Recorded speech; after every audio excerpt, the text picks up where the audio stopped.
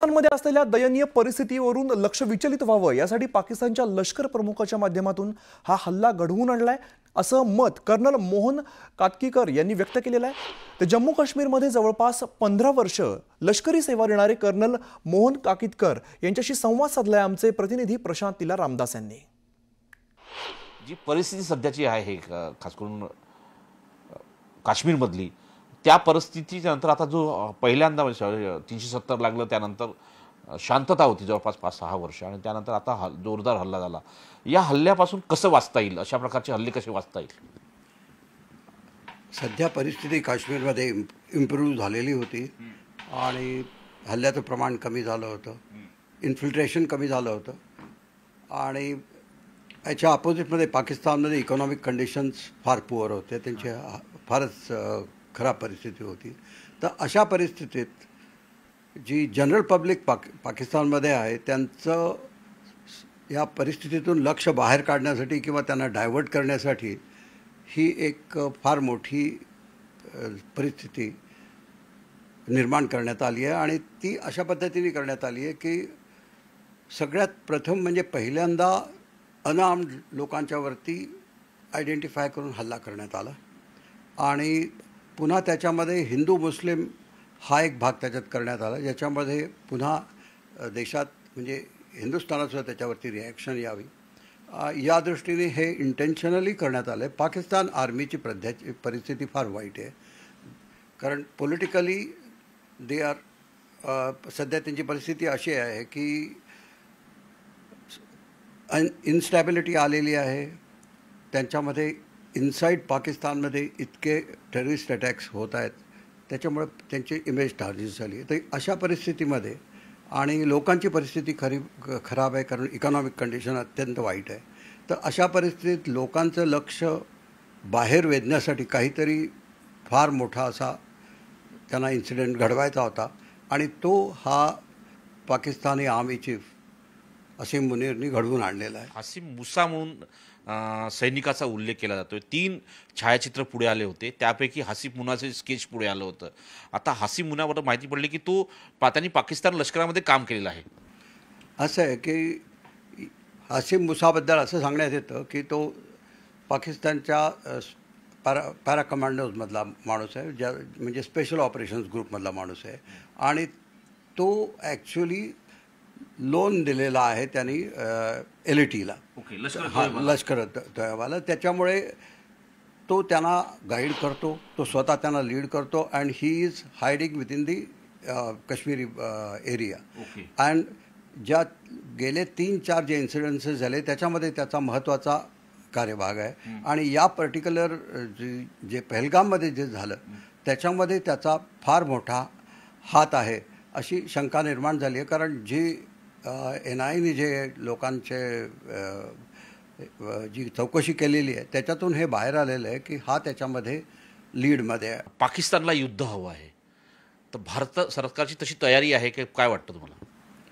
नाही, पाकिस्तानला युद्ध हवं आहे असं म्हणणं हे मी याच्याशी ॲग्री करत नाही, कारण त्यांची जी प्रेझेंट कंडिशन आहे त्यांच्याकडे जो युद्ध करण्यासाठी तुम्हाला ॲम्युनेशन, फ्युएल, तुमच्या टँकसाठी फ्युएल लागतं, तुमच्या गाड्यांच्यासाठी फ्युएल लागतं, त्याच्यासाठी तुम्हाला मोठा साठा लागतो, तुम्हाला आर्म्स ॲम्युनेशनचा रिझर्व लागतात, कारण एकदा युद्ध सुरू झाल्यानंतर ह्या गोष्टी अतिशय भराभर संपत जातात आणि त्याच्यासाठी तुमच्या वेगवेगळ्या लेवलला त्याचे स्टॉक्स असतात। पाकिस्तानची जी सध्याची कंडिशन आहे, इकॉनॉमिक कंडिशन, ते रिप्लेनिश करण्याच्या परिस्थितीत अजिबात नाही। नवी दिल्लीहून जर्नलिस्ट रमेशसह प्रशांत रामदास, न्यूज 18 लोकमत। तर पहलगाम हल्ल्यानंतर दहशतवाद्यांच्या शोधासाठी जम्मू काश्मीरच्या प्रत्येक जिल्ह्यामध्ये सलग शोध मोहीम सुरू आहे। पूंछ हायवेवरती तसंच आजूबाजूच्या डोंगराळ भागात SOGच्या पथकांकडून कसून तपासणी केली जाते। पहलगाम दहशतवादी हल्ल्यानंतर जम्मू काश्मीरमध्ये सुरक्षा यंत्रणा आता सतर्क झाल्यात, तर पूंछ हायवेवरती मोठ्या प्रमाणात शोध मोहीम राबवली जाते। विशेष कार्यदल SOG कडून हायवे शेजारील डोंगराळ भाग आणि जंगलाच्या भागांची आता कसून झडती घेतली जाते। दहशतवाद्यांना शोधून काढण्यासाठी प्रत्येक जिल्ह्यात तपास कार्य सुरू असून सुरक्षा यंत्रणांनी सर्व रस्ते आणि संवेदनशील भागांवरती कडक नजर ठेवली आहे। पहलगाम आतंकी हमले के बाद जो है, अगर हम बात करें सर्च ऑपरेशंस की, तो सर्च ऑपरेशन जो है वो बदस्तूर जारी है। चाहे हम कुलगाम की बात करें, अनंतनाग की बात करें, तो यहाँ के जंगलाती इलाकों में जो है फौज, सिक्योरिटी फोर्सेस और जम्मू कश्मीर पुलिस जो है वो लगी हुई है। और कहीं ना कहीं जो इस हमले में मुलव्वस जो भी आतंकी है उन्हें न्यूट्रलाइज करने की कोशिशें जो है वो जारी है। हम आपको बताया कि ये जो आप पीछे देख रहे हैं ये इस बात की अक्कासी कर रहा है कि किस तरह से सर्च ऑपरेशन जो है वो बदस्तूर जारी है।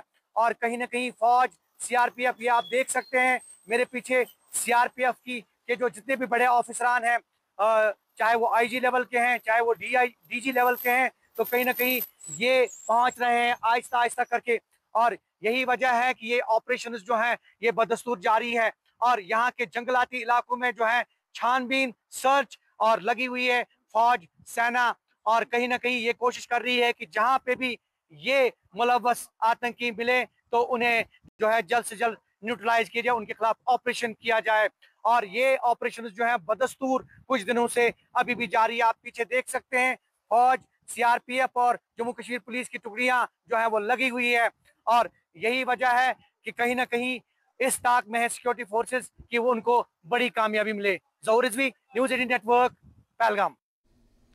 दरम्यान अमेरिकन वृत्तपत्राने एक मोठा दावा केलेला आहे। पाकिस्तानचे लष्कर प्रमुख मुनीर यांनी पहलगाम हल्ला घडवून आणलेला आहे। तर अमेरिकन वृत्तपत्र न्यूयॉर्क टाइम्सने तज्ज्ञ यांनी हा दावा केलेला आहे की पहलगाम दहशतवादी हल्ला केल्यानंतर भारत लवकरच पाकिस्तानवरती हल्ला करू शकतो। या वृत्तपत्राचा असा दावा बघायला मिळतोय की भारत पाकिस्तानवरती प्रत्युत्तर हल्ल्यासाठी मैदान तयार करतंय आणि अमेरिकन वृत्तपत्राचा हा दावा आहे। लष्कर प्रमुख मुनीर यांनी पहलगाम हल्ला घडवून आणलेला असा दावा या वृत्तपत्राने केला आहे। तर लष्कर प्रमुख मुनीर यांनी हल्ला घडवल्याचं या वृत्तपत्राचं म्हणणं आहे। या दाव्यामुळे मात्र एकच खळबळ उडालेली आहे। अमेरिकन वृत्तपत्राने मोठा दावा केलेला आहे। पहलगामच्या हल्ल्यानंतर भारत आणि पाकिस्तानमधला जो तणाव आहे तो चांगलाच वाढलेला आहे। दोन्ही देशांकडून सध्या एकमेकांच्या विरोधातल्या कारवायांना सुरुवात झाली आहे। भारताने आपल्या सीमा या सज्ज केल्यात तर दुसरीकडे अंतर्गत चौकशीचा वेग सुद्धा वाढलेला आहे। सध्या देशाच्या सीमेवरती नेमक्या हालचाली कशा सुरू आहेत याचा आमच्या प्रतिनिधींनी आढावा घेतलाय, बघूया।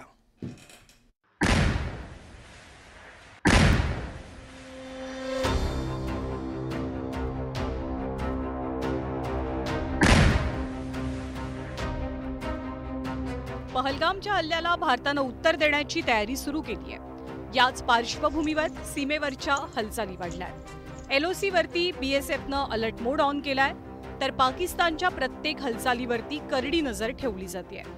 नेटवर्क 18ची टीम सीमेवरच्या दुर्गम भागात पोहोचली, जिथे पाकिस्तानचा प्रत्येक डाव उधळण्यासाठी भारतीय सैन्य ॲक्शन मोडमध्ये दिसतंय। भारताची लष्करी सुसज्जता पाहून घाबरलेल्या पाकिस्तानची या भागातली हालचाल एकदमच शांत झाली आहे।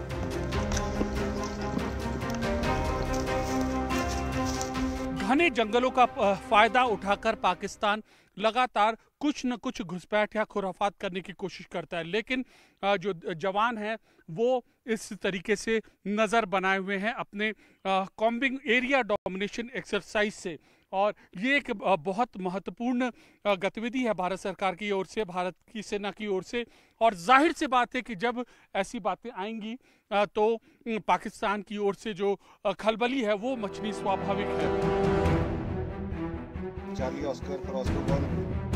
सध्या लाईन ऑफ कंट्रोलवर भारतानं पेट्रोलिंग वाढवलेलं आहे। कुरापतखोर पाकिस्तानला धडा शिकवण्यासाठी इथल्या प्रत्येक सैनिकाचं रक्त खवळतंय।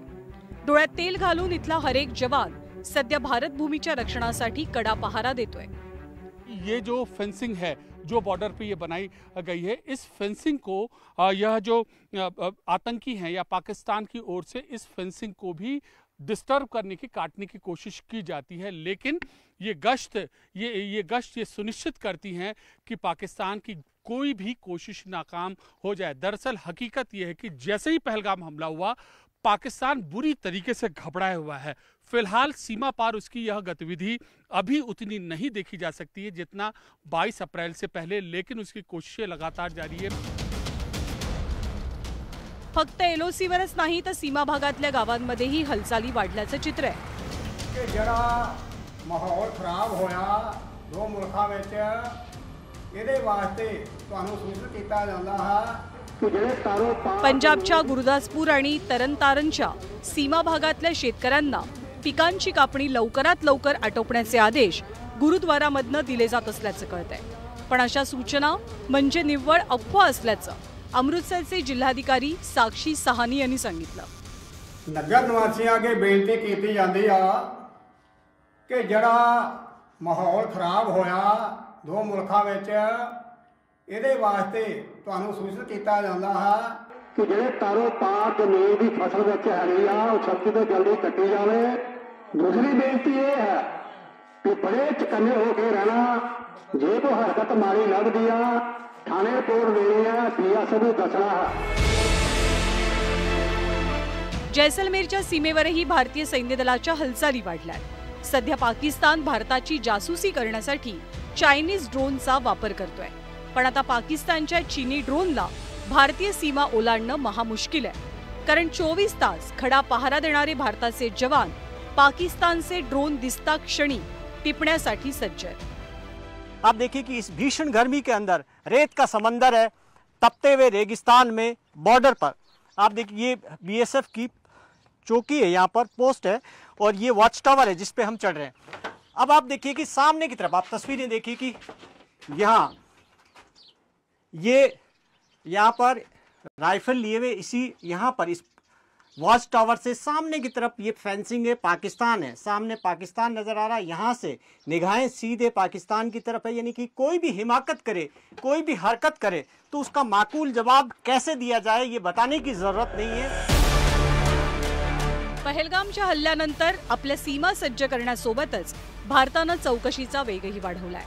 दहशतवादी हल्ल्याच्या पार्श्वभूमीवर NIA पहलगाम आणि अनंतनागच्या डोंगराळ भागात असलेल्या गुर्जर बकरवाल जमातीच्या लोकांची चौकशी करणार आहे. NIAच्या सूत्रांनुसार या समुदायात कट्टरतावादाला खतपाणी घालण्याचा प्रयत्न ISI कडनं केला जातोय.